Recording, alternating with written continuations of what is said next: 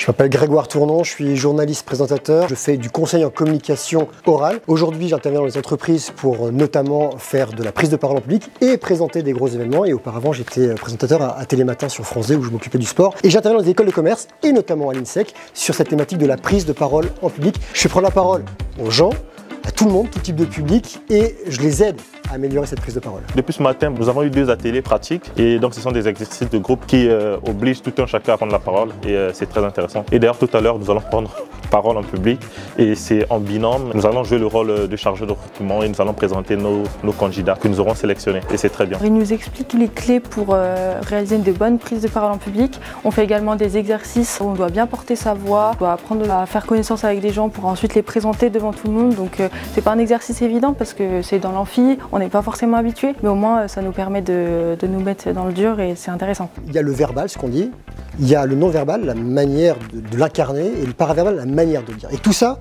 c'est lié.